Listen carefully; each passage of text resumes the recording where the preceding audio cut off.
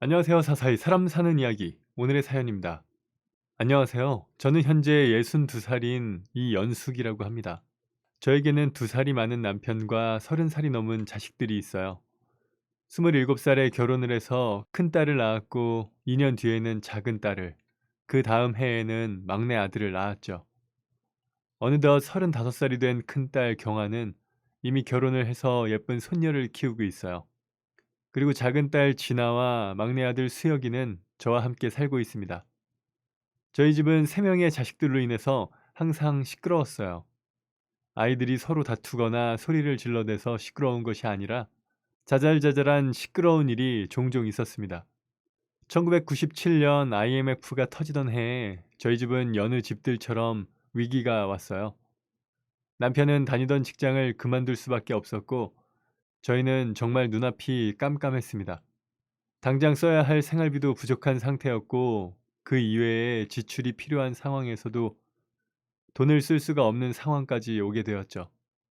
결국 저와 남편은 닥치는 대로 일을 해야만 했습니다. 그 결과 생활에는 큰 문제가 없었지만 IMF 이전에는 남편 혼자 벌던 금액을 이제는 맞벌이를 해야 둘이 벌 수 있었죠. 아이들끼리 있어야 하는 것이 마음에 걸리기는 했지만 당시 큰딸은 초등학교 4학년이었고 다른 두 아이들은 저학년이었어요. 다행히 큰딸 경아가 아이들을 너무나 살뜰하게 잘 챙겨주어서 저는 그나마 마음을 한시름 놓았던 것 같아요. 아이들은 부모님이 없는 집에서도 싸우지 않고 우애 좋게 잘 지내고 있었습니다. 저와 남편은 그런 아이들이 너무나 대견하고 고마웠죠.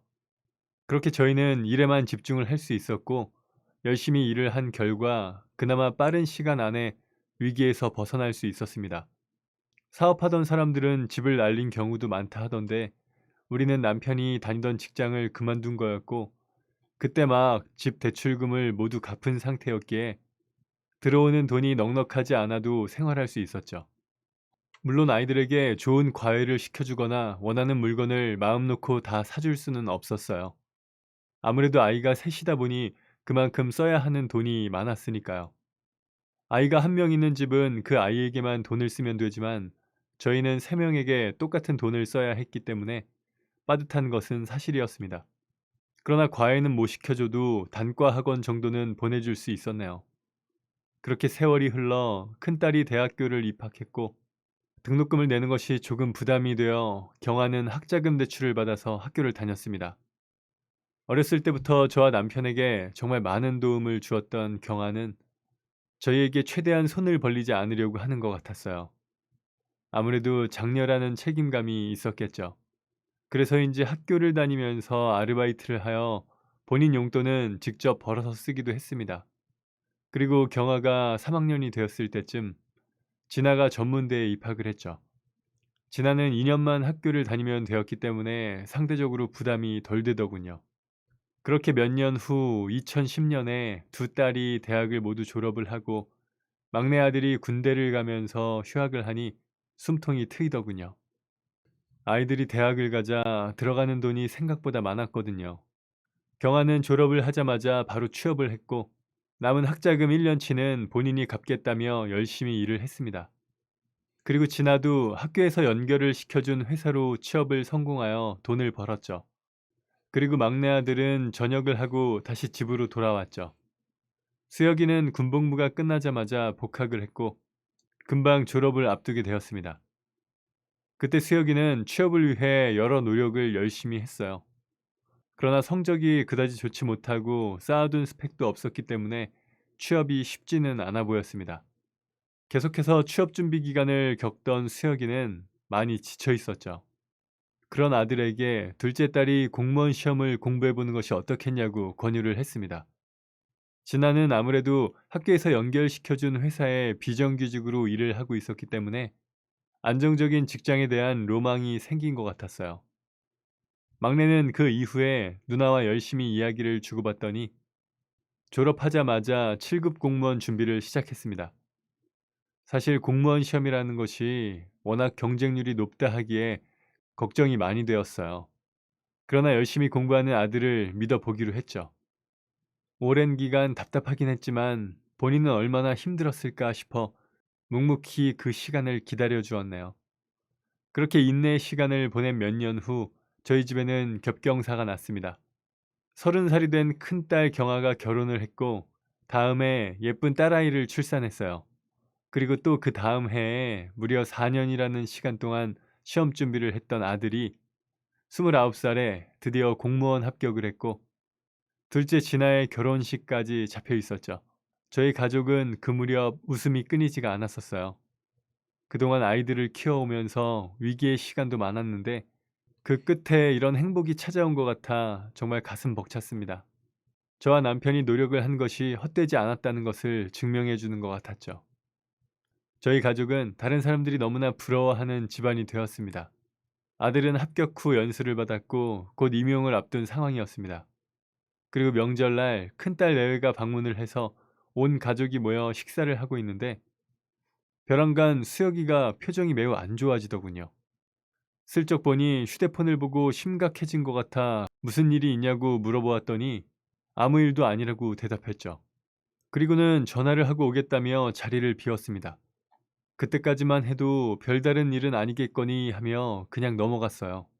그런데 그날 이후 아들은 한 번씩 전화기를 보고 표정을 구기고는 했습니다. 영 느낌이 좋지 않았던 저는 작은 딸에게 뭐 아는 것이 있냐고 물어보았지만 진아도 딱히 짚이는 것은 없다고 하더라고요. 저는 그 당시에 아들이 임용을 앞두었기 때문에 혹시 임용에 무슨 차질이 생겼나 싶어 마음이 불안했습니다. 그러던 중 결국 사건이 터지고야 말았죠. 명절 후 한 달 지난 어느 날 집 방에서 영화를 보던 아들이 무슨 전화를 받았는지 갑자기 외투를 들고 튀어나가더라고요. 뭐에 홀린 것처럼 헐레벌떡 나가는 아들이 저는 너무나도 의아했습니다. 한동안 아들이 불안정한 모습을 하고 있었기 때문에 무언가 이상하다는 생각이 들어 베란다에서 창밖을 내다보았죠. 그런데 아들이 어떤 여자의 손을 잡아 끌고 아파트 밖으로 나가고 있더군요. 저는 그 순간 아들이 무슨 사고를 쳤구나 하는 불길한 예감이 스쳐 지나갔습니다. 다급한 마음에 아들에게 몇 번이나 전화를 걸었지만 제 전화를 보고도 무시를 하는 것인지 이야기를 하느라 정신이 없는 것인지 받지를 않았죠. 그렇게 몇 시간 뒤 아들은 집으로 돌아왔습니다. 저는 멍한 얼굴로 들어온 아들을 곧장 바닥에 잡아 앉히고 무슨 일인지 말하라고 다그쳤죠. 베란다에서 다 봤다. 그 여자 누구니? 분위기가 심상치 않던데 혹시 너 사고 친 거니? 그 여자가 임신했다고 하니? 아들은 여전히 멍한 얼굴로 대답을 하지 않았습니다. 역시나 제가 생각했던 안 좋은 예감이 맞은 것이었어요. 얼마나 만났는데? 연수 전에 만났어요. 아들에게 이것저것 따져서 물어보니 그 여자와는 만난 지 4달 정도 된 것 같더군요. 요즘 아이들이 빠르다고는 하지만 어떻게 만난 지 4달 만에 아이까지 가질 수 있을까요? 물론 아들과 그 여자도 의도적으로 아이를 가진 것은 아니겠지만 행동에 책임을 져야 한다는 생각은 하지도 않고 실수를 한 것 같았어요. 저는 한숨만 나왔죠. 이건 아니라고 본다. 둘이 좋아서 그랬든 한순간의 실수로 그랬든 다 너희들이 저지른 일이고 그로 인해 생긴 소중한 생명이니 책임을 져야 할 거 아니야. 내일 집으로 오라고 해. 저는 곧 임용을 앞둔 아들이 이런 상황을 만든 것이 너무나 착잡했지만 제 기분이 이런데 그 아가씨와 부모님 입장에서는 얼마나 청천벽력일까 싶어 더욱 마음이 쓰였습니다. 그리고 다음 날 아들은 그 아가씨를 데리고 집으로 왔죠. 저는 우선 아가씨를 따뜻하게 맞이했습니다. 오느라 고생 많았어요. 우선 이쪽으로 앉아요. 처음 오는 집이라 많이 낯설었던 탓인지 아가씨는 머뭇거리며 소파에 앉더군요. 저는 그런 다혜 씨에게 미안하고 안쓰러워 혼자 마음고생이 심했겠다고 위로를 해주며 유자차를 건넸어요. 입덧은 어때요? 병원은 잘 다니고 있어요? 병원은 주기적으로 가고 있어요. 부모님은 뭐라고 하시던가요? 아직 모르고 계세요. 그런데 저 아이 낳을 생각 없어요. 아이, 그게 무슨 소리예요? 아이를 왜 낳을 생각이 없어요? 수혁 오빠가 아이를 낳고 싶지 않아 해요.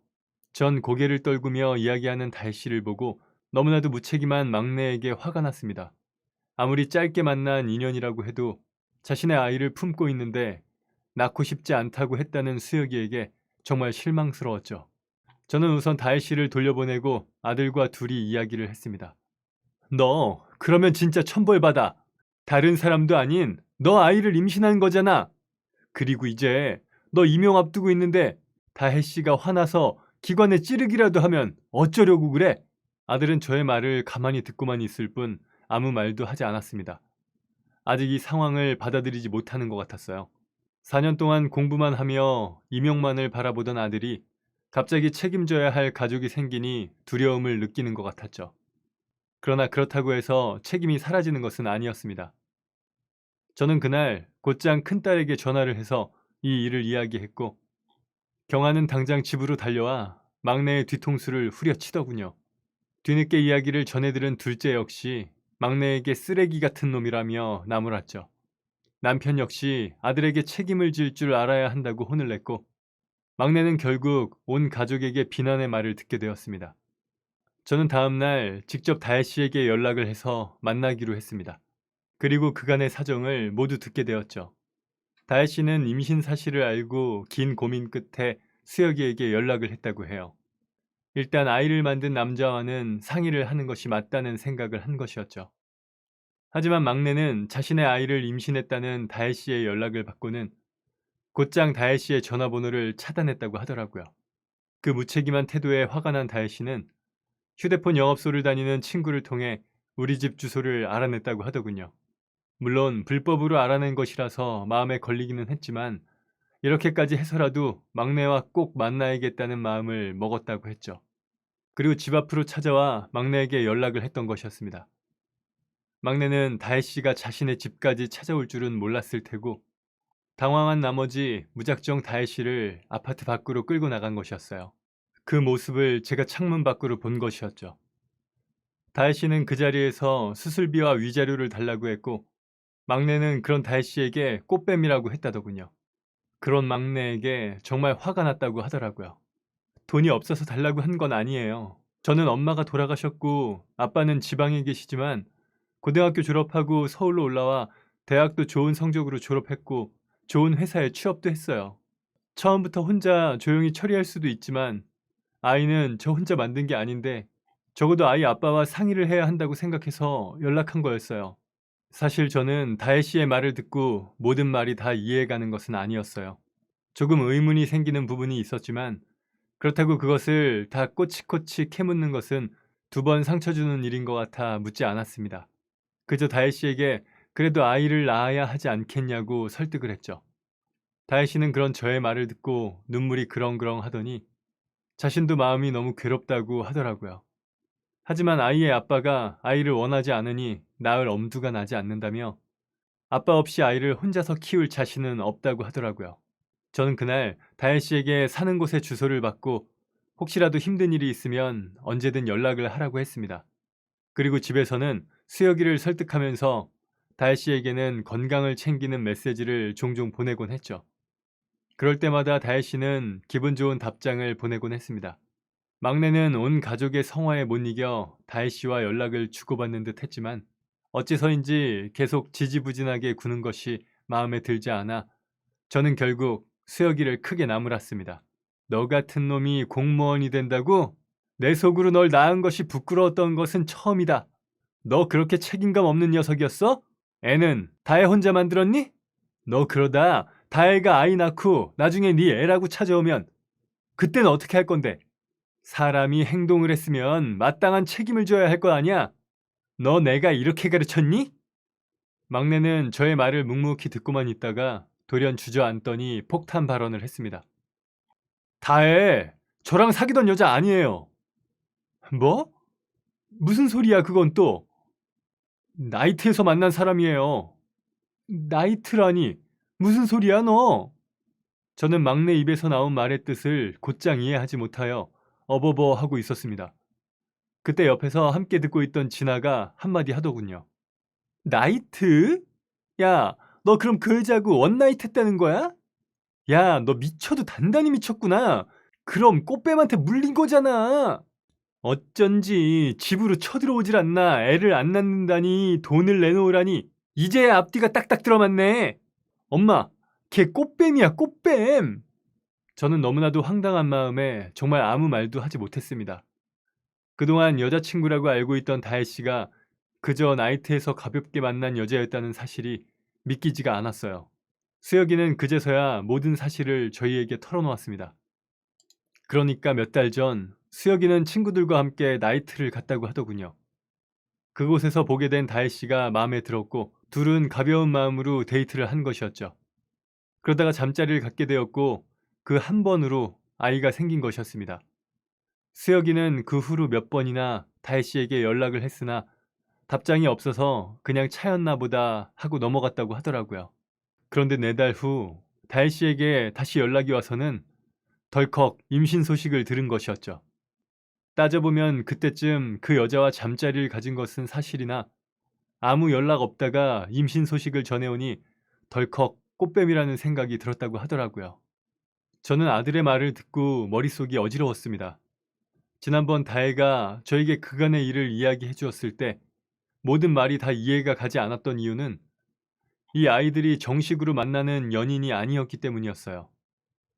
저는 옆에서 꽃뱀이라고 방방 뛰면서 시끄럽게 하는 진아를 진정시킨 뒤 다시 아들에게 물어보았습니다. 아들, 너 잘 생각해서 똑바로 대답해.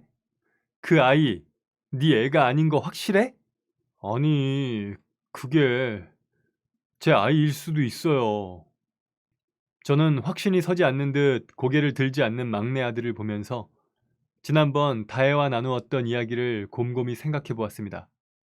똑부러지게 자기가 하고 싶은 말을 하면서도 너무나도 예의가 바른 태도로 저의 질문에 대답을 잘 하던 다혜의 모습을 떠올렸죠.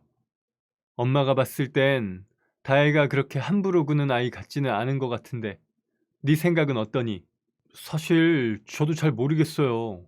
그렇게 많이 만나본 것도 아니고 많은 대화를 한 것도 아니어서 처음에는 제가 쫓아다닌 게 맞는데 그날 잠자리 갖고 연락 끊은 건 다혜였단 말이에요.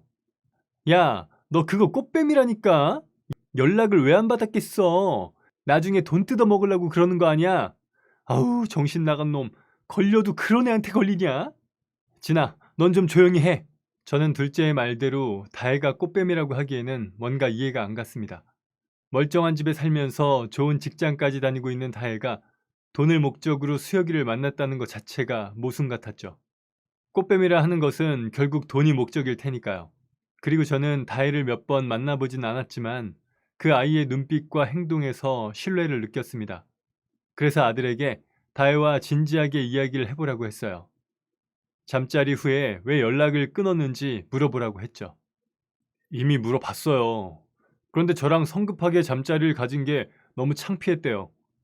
그런 일이 처음이라 본인이 굉장히 문란한 여자가 된 것 같은 기분이었다고 많이 혼란스러웠다고 하더라고요. 그래서 저랑 연락을 끊었다는데 솔직히 전 그 말이 이해가 안 가요. 야, 무슨 소리야 그게. 100번 양보해서 잠자리부터 가졌으면 정식으로 사귀는 게 정상 아니야? 걔 꽃뱀이라니까. 진아야, 넌 좀 조용히 하랬지? 엄마, 나이트에서 만나서 원나잇하고 몇 달 뒤에 임신했다고 찾아오는 거 그거 꽃뱀들이 하는 전형적인 수법이라니까? 아니 수혁이한테 그동안 연락을 왜 안 했겠어? 그리고 수혁이 보자마자 돈 먼저 달라고 했다며. 방방 뛰면서 다혜가 꽃뱀이라고 확신하는 듯한 진아의 이야기를 듣고 저는 첫째의 의견을 듣고 싶어 경아에게 전화를 했습니다. 경아는 제게 모든 사실을 차근차근 신중하게 듣더니 다혜의 행동이 아예 이해가 되지 않는 것은 아니라고 하더군요. 수혁이와 잠자리를 가진 날은 다혜의 입장에서는 큰 실수이고 창피할 수도 있으니 충분히 회피를 하고 싶을 수도 있다고 하면서요. 저도 큰딸과 같은 생각이 들었습니다. 보통 사람이 평소와 다른 돌발 행동을 하면 당황을 하기 마련인데 다혜는 그게 잠자리였으니 꽤 많이 혼란스러웠을 수도 있죠. 저는 막내를 불러 다혜와 어떻게 이야기를 하고 있냐고 물었습니다. 수혁이는 며칠 전에 만나 이야기를 했는데 다혜는 끝까지 아이를 지우겠다고 했다더군요. 그래서 다음 주에 병원에 같이 가준다고 한 모양이었습니다. 저는 두 아이의 결정처럼 그냥 이렇게 정리하는 것이 최선의 방법인가 하는 생각이 들기도 했지만 딸을 둘이나 키운 엄마의 입장에서 혹 제 딸에게 저런 일이 있다는 생각을 하면 너무나 아찔했어요. 결국 저는 그 주 주말 온 가족이 있는 집에 다혜를 초대했습니다. 그리고 둘째를 유일하게 막을 수 있는 사람인 큰딸 내외도 함께 불렀죠. 다혜 씨는 여전히 표정이 마냥 밝지만은 않았어요. 저는 그런 다혜에게 맛있는 밥상을 차려주었죠. 임신을 하면 식욕도 많이 늘었을 텐데 혼자 사는 다혜가 그간 음식을 제대로 챙겨 먹기는 했는지 괜히 걱정이 들더라고요. 다혜는 잠시 주춤거리더니 차려진 음식을 보고 침을 삼키는 듯 했습니다. 저는 순간 다혜에게서 제 두 딸의 모습이 보여 걱정스러운 마음으로 이것저것 챙겨주었죠. 식사를 하면서 다혜는 조금 편해졌는지 가족들과 이런저런 말을 주고받았습니다. 특히 큰딸은 출산한 지 얼마 되지 않았기 때문에 다혜에게 임신했을 때 주의사항을 몇 가지 이야기해 주었죠.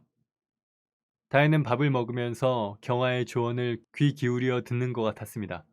식사가 끝난 후 저희는 간단하게 과일을 먹으며 이야기를 이어나갔습니다.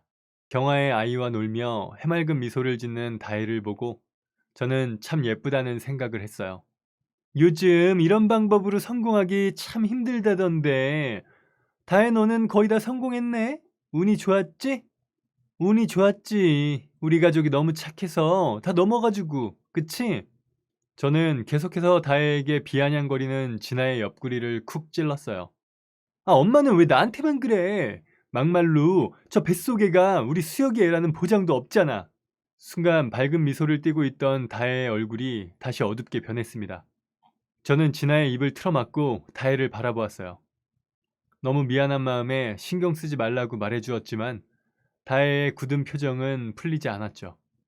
그리고 그 다음 주 아들에게서 다혜를 만나고 오겠다는 이야기를 듣고 신중하게 잘 생각하고 오라고 말해주었습니다. 그리고 그날 커피숍에서 만나 한참을 이야기하던 두 사람은 결국 아이를 낳고 결혼을 하기로 결론을 내렸다고 하더라고요.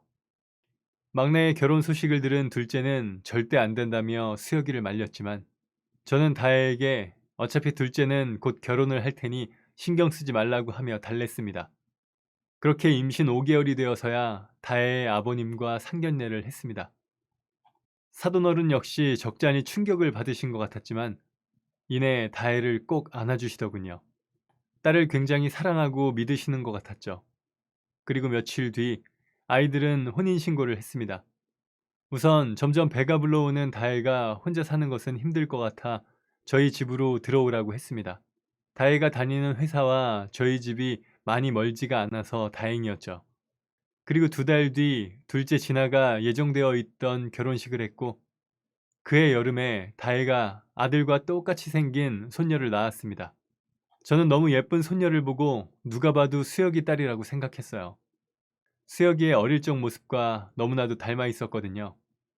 그런데 다혜가 자발적으로 유전자 검사를 하자고 하더군요.